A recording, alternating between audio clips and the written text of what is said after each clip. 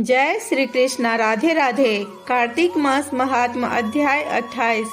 सूत जी ने कहा, इस कथा को श्री कृष्ण जी ने अपनी अत्यंत प्यारी सत्यभामा को सुनाकर स्वयं संध्या करने के लिए राजभवन में गए। ऐसे महात्म से युक्त संपूर्ण पाप विनाशक विष्णु भगवान को अतिशय प्रिय तथा भुक्ति मुक्ति प्रदान करने वाला कार्तिक मास कहा गया है। हरि जागरण, प्रातः काल में स्नान, तुलसी महारानी की पूजा, अंत में उद्यापन तथा कार्तिक में नित्य प्रति दीप दान, ये 5 कार्तिक मास के व्रत के आवश्यक कार्य हैं। इन 5 व्रतों को जो प्राणी पूरे कार्तिक मास भर करता है वह भुक्ति तथा मुक्ति दोनों फलों को प्राप्त करता है। ऋषि गणों ने कहा, विष्णु भगवान का प्रिय, अधिक फल को देने वाला, शरीर के रोम रोम को प्रसन्न रखने वाला, इतिहास पूर्वक कार्तिक मास का विचित्र महात्म। आपने कहा, मोक्ष की चाह करने वाले अथवा भोग के इच्छुक प्राणियों को अपने दुख विनाश के लिए कार्तिक मास का व्रत अवश्य करना चाहिए। जैसा आपने कहा कि यदि कार्तिक व्रती किसी संकट में फंस गया या किसी भयानक स्थान अथवा जंगल में रहे या रोग हो जाए तो कार्तिक का व्रत किस प्रकार करें, क्योंकि अतिशय फल देने वाले इस व्रत को किसी प्रकार भी नहीं छोड़ना चाहिए। सूत जी ने उत्तर दिया, विपत्ति पड़ जाने पर भी धीरता के साथ शिव तथा विष्णु भगवान के मंदिर में जागरण अवश्य करें। इन मंदिरों के न रहने पर किसी भी देवता का मंदिर हो उसमें जागरण करें। गहन जंगल में अथवा किसी प्रकार की आपत्ति आ जाने पर पीपल के वृक्ष के नीचे अथवा तुलसी के वन में जागरण करें। विष्णु भगवान के पास विष्णु के निमित्त कीर्तन करें।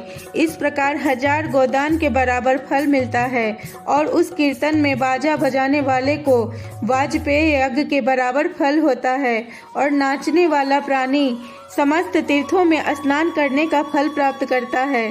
किसी एक आपत्ति में पड़ जाने से अथवा रोगी हो जाने से यदि कदाचित जल भी न मिल सके तो केवल विष्णु भगवान के नाम मात्र से मार्जन ही कर लें।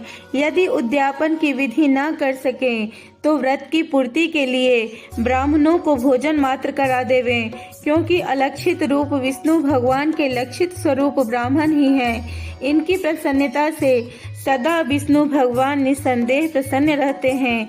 यदि दीपदान भी न कर सकें तो दूसरे के दिए हुए दीपक की वायु आदि से खूब सावधानी के साथ रक्षा करें और तुलसी महारानी के अभाव में वैष्णव भगवान का पूजन करें, क्योंकि विष्णु भगवान सर्वदा भक्तों के समीप ही रहते हैं। इन सबों के न होने पर व्रती ब्राह्मण गौ, पीपल और वट के वृक्ष की श्रद्धा से सेवा करें।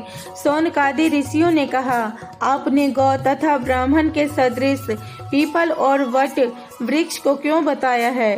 सब वृक्षों में ब्राह्मण सदृश पीपल और वट के वृक्ष पूज्य क्यों माने गए हैं? सूत जी ने कहा, पीपल और वृक्ष साक्षात विष्णु हैं, बरगद का वृक्ष साक्षात शिव और पलाश का वृक्ष साक्षात ब्रह्मा है। इनके पूजन, सेवा तथा दर्शन से सब पापों का नाश होता है। ऋषिगण कहने लगे कि हे धर्मज्ञ, हम लोगों को इसमें शंका है कि ब्रह्मा, विष्णु तथा महादेव जी वृक्ष रूप क्यों हुए? आप कृपा कर कहिए। सूत जी ने कहा कि प्राचीन काल में किसी समय शिव जी और पार्वती जी विहार कर रहे थे। उसी समय उनके विहार में विघ्न करने के लिए ब्राह्मण का स्वरूप धारण कर अग्नि वहां पर आ गए। विहार के आनंद का नाश हो जाने के कारण क्रोध से कांपती हुई पार्वती ने समस्त देवताओं को शाप दिया।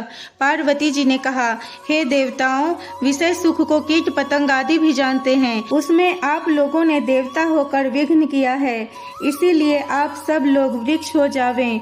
सूत जी ने कहा, इस प्रकार क्रोधित हो पार्वती जी के शाप देने से सब देवता वृक्ष हो गए। इसी कारण विष्णु भगवान तथा शिव जी दोनों पीपल और वट हो गए। विष्णु का शनिदेव के साथ योग होने के कारण शनिवार के ही दिन पीपल के वृक्ष का स्पर्श करना चाहिए और किसी दिन नहीं। जय श्री कृष्णा। राधे राधे।